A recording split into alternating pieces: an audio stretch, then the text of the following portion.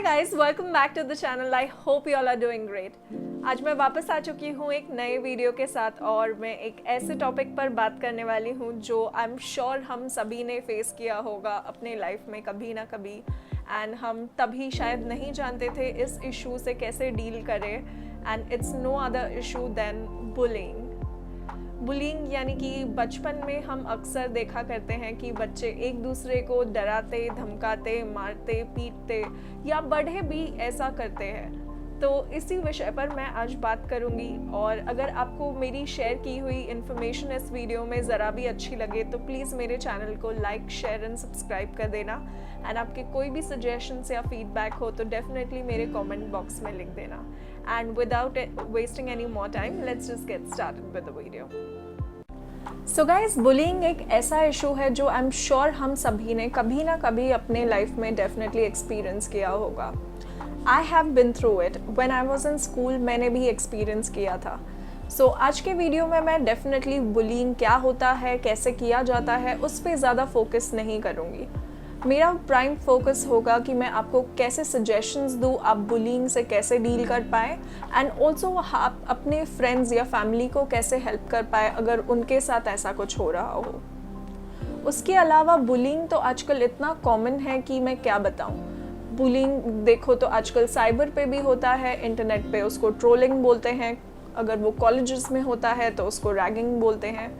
ये बुलिंग के अलग अलग प्रकार और अलग अलग नाम हैं, बट इन सब में एक ही कॉमन चीज़ है। जो बुली होता है उनका बस एक ही मकसद होता है कि वो दूसरे इंसान को कैसे भी नुकसान पहुंचाए, एंड उनको वो नुकसान पहुंचाने में डेफिनेटली मज़ा आता है। And that is what something that needs to change.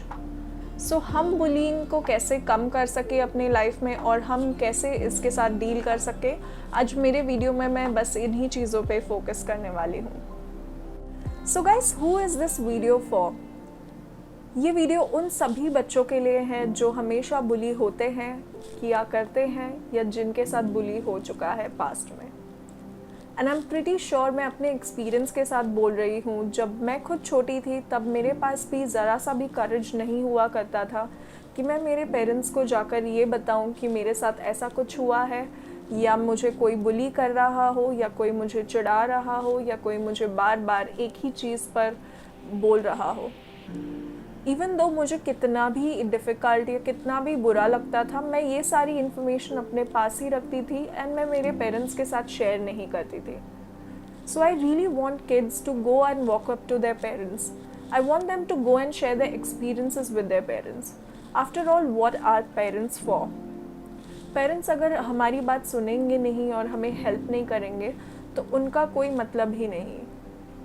I really want kids to go and talk to their parents, guardian, or anybody elderly who could definitely bring them out of this situation. Also, this video is for parents. वो parents जो definitely अपने बच्चों की हर एक activity पर बारीकी से नज़र रखते हैं। उनको डेफिनेटली ये सारी चीज़ें तो पता होती है कि कितने बजे स्कूल जाना है, कितने बजे कौन सी क्लास में भेजना है, बट ऐसे पेरेंट्स सारे के सारे इतने ज़्यादा अपने बच्चों के साथ खुलकर बात नहीं कर पाते। कुछ पेरेंट्स को पता भी नहीं होता कि उनके बच्चों की लाइफ में क्या चल रहा है। इट इज़ बिकॉज बच्चे खुद अपने पेरेंट्स से ये सारी चीज़ें शेयर करना पसंद नहीं करते, बिकॉज उनके मन में एक फियर या उनके मन में एक शेम होती है कि क्या उनके पेरेंट्स उनको समझ पाएंगे। एंड मैं ये भी बात अपनी पर्सनल एक्सपीरियंस से बता रही हूँ, बिकॉज जब मुझे बुली किया करते थे स्कूल में बच्चे, तब मैं डेफिनेटली अपने पेरेंट्स के साथ जाकर ये सारी चीज़ें शेयर नहीं कर पाती थी। मुझे ऐसा लगता था कि वो मुझे ऐसा बोल देंगे जैसे कि शायद मैंने ही कुछ ऐसा किया होगा जिसी की वजह से मुझे बुली किया जा रहा है स्कूल में। एंड यही शेम और यही सारे फियर के चलते हुए पेरेंट्स के साथ बच्चे कुछ भी शेयर नहीं कर पाते। एंड यही चीज़ हमें चेंज करनी चाहिए। पेरेंट्स को डेफिनेटली अपने बच्चों के बिहेवियर पर बहुत ज़्यादा ध्यान देना चाहिए। इमेजिन आपका बच्चा अगर आपके पास हर 2 दिन में आकर पेट दर्द, हाथ दर्द या कोई भी दर्द का बहाना कर किसी क्लास, किसी भी एक्टिविटी को अटेंड नहीं करना चाहता, तो डेफिनेटली आपके मन में एक अलार्म रिंग करना चाहिए, बिकॉज़ आपका बच्चा जो नॉर्मली चीज़ें इंजॉय करता था, उसको आज अचानक ऐसा क्या हो गया जो उसको ये सारी चीज़ें करना पसंद नहीं आ रहा। And bullying could be one of those reasons, because bullying कहीं पर भी कैसे भी फॉर्म में हो सकता है। It does not have to be the same kids from his class. It could be anybody in their life. Also, this video is for the victims who have been bullied. The people who have been bullied, they also don't talk about it. If you don't talk about it, if you don't share your experiences, nobody would learn from it. Also आप अपने experiences इस ही चक्कर में नहीं share करते या आप इसके लिए कुछ भी आगे स्टैंड नहीं लेते, बिकॉज इसके साथ बहुत ज़्यादा शेम या फियर इन्वॉल्व होता है। इसके अलावा मैंने बहुत सारे टाइम ऐसा भी देखा है कि लोग फियर से ज़्यादा तो ये सोचते हैं कि लोग उन्हें कम समझेंगे। एंड इन सारे ही इश्यूज़ के वजह से जो भी विक्टिम होते हैं बुली के, उनके दिमाग पर बहुत ज़्यादा लॉन्ग टर्म असर होता है। इमेजिन आपको कोई बचपन से ही चिढ़ा रहा हो, आपके बारे में कुछ ऐसा बोल रहा हो, ये सारी बातें आपके दिमाग में घर कर जाती हैं। और जब आप बड़े होते हो, आपको ऐसा लगता है कि आप हमेशा से ही वो जो दूसरा बंदा या कोई भी दूसरा इंसान आपके बारे में जो भी बोल रहा हो वही सच है।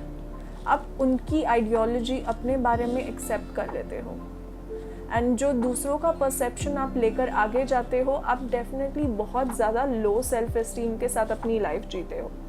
बिकॉज़ मुझे याद है जब मैं खुद एक 7th या 8th स्टैंडर्ड में थी, मुझे बहुत ज़्यादा चिढ़ाया जाता था जस्ट बिकॉज़ मुझे बहुत सारे एक्ने या पिंपल हम बोलते हैं, मुझे नॉर्मल बच्चों से बहुत ज़्यादा पिंपल हुआ करते थे। एंड सोचिए कोई बच्ची जो 7th या 8th स्टैंडर्ड में हो, जिसकी हार्डली कोई उम्र 10 या 11 साल की हो, उसके सारे क्लासमेट्स उसको बार बार एक ही चीज़ याद दिलाते थे। और ये सिर्फ क्लासमेट्स ही नहीं, ये टीचर्स, ये भले ही वो कहीं पर भी चली जाए, उसको हर जगह बस उसकी आइडेंटिटी उस पिंपल से ही रिलेट करते थे। एंड ये मेरे लिए बहुत ज़्यादा ट्रॉमेटाइजिंग एक्सपीरियंस था, बिकॉज़ मुझे याद है एक मेरा क्लासमेट हुआ करता था जिसने मुझे एक दिन बहुत कैजुअली कुछ चिढ़ाने के मकसद से ऐसे बोल दिया कि तुम भले ही कितना भी मेकअप कर दो, तुम्हारे ये जो पिंपल्स है वो कभी नहीं छुप पाएंगे। एंड ये एक कैजुअल स्टेटमेंट, आप इमेजिन कर सकते हो, मैं आज 26 साल की हूँ और मुझे आज तक ये स्टेटमेंट याद है।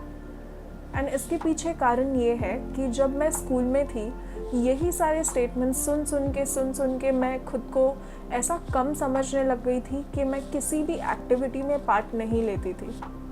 यूजुअली ड्रामा हो या कोई भी कल्चरल एक्टिविटी हो, मैंने ना ही कॉलेज ना ही स्कूल, दोनों में से कभी भी ज़्यादा पार्टिसिपेट नहीं किया। बिकॉज मुझे हमेशा लगता था कि दूसरे ज़्यादा ब्यूटीफुल है और मैं ही एक हूँ जो मैं सबसे अलग हूँ। एंड मैं खुद को ज़्यादा आइसोलेटेड या मैं ज़्यादा लोगों से बात नहीं करती थी इन सब बारे में। एंड यही सब इश्यूज़ के चलते हुए I grew up with a low self esteem. And the fact that I am sitting here and talking, it has taken a lot of courage for me to sit down and to let those feelings go off my mind. I really want you all to understand कि आप खुद के साथ ऐसा नहीं कर सकते हमेशा। आपको अगर ग्रो करना है लाइफ में, तो आप डेफिनेटली ये सारी फीलिंग्स लेकर आगे नहीं चल सकते। And bullying is something that needs to stop right at the beginning. So finally कुछ सजेशंस मैं देना चाहूँगी उन लोगों के लिए जो विक्टिम्स हैं एंड ऑल्सो अब तक ट्रॉमेटाइज्ड है अपने पुराने एक्सपीरियंसेस की वजह से। मैं बस इतना बोलूँगी कि आप खुद को वो मत समझिए जो दूसरे आपको बिलीव करवाना चाहते हैं। आप खुद में बिलीव करिए, क्योंकि आपको खुद पता है कि आप क्या हो, आपका वर्थ क्या है और आप एक्चुअली में क्या करने के केपेबल हो। आप ये मत सोचो कि दूसरे क्या आपको बोल रहे हैं। एंड आई नो कि ये बोलना काफ़ी ज़्यादा आसान है करने से, बट ट्रस्ट मी, अगर आप खुद के दिमाग पर, अगर आप खुद को कंट्रोल करना सीखोगे, तो आपको कोई भी दुनिया की ताकत कुछ भी या किसी के भी कुछ भी कहने से कोई फ़र्क नहीं पड़ेगा। ऑल्सो अगर आप खुद से ही प्यार नहीं करते, अगर आप खुद को जैसे हो वैसे एक्सेप्ट नहीं कर पाओगे, तो आपको कोई भी कितना भी कैसा भी बोल दे, आपको डेफिनेटली उससे फ़र्क पड़ेगा। ऑल्सो सोशल मीडिया या ऐसी सारी चीज़ों पर डिपेंड मत कीजिए आपके सेल्फ वैलिडेशन के लिए, बिकॉज आजकल सब लोगों को ऐसा लगता है कि जितने ज़्यादा लाइक्स या जितने ज़्यादा कमेंट्स मिलते हैं आपको अपने पोस्ट पर, तो उससे ज़्यादा आपकी पॉपुलैरिटी होती है। ये सब पीयर प्रेशर में पड़ने से अच्छा आप प्लीज़ अपने आप का ध्यान रखिए, आप अपनी सेल्फ एस्टीम बढ़ाइए।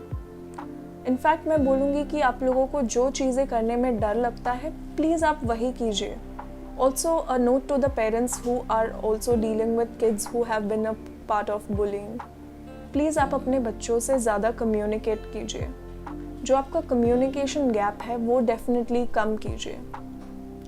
अगर आपको ऐसा लगता है कि आपका बच्चा थोड़ा ट्रॉमेटाइज्ड है या अलग बिहेव कर रहा है तो प्लीज़ उनसे बात कीजिए, बिकॉज़ वो सामने से आकर आपके साथ चीज़ें नहीं शेयर करेंगे। ये आपको डेफिनेटली थोड़ा सा एफर्ट डालना पड़ेगा।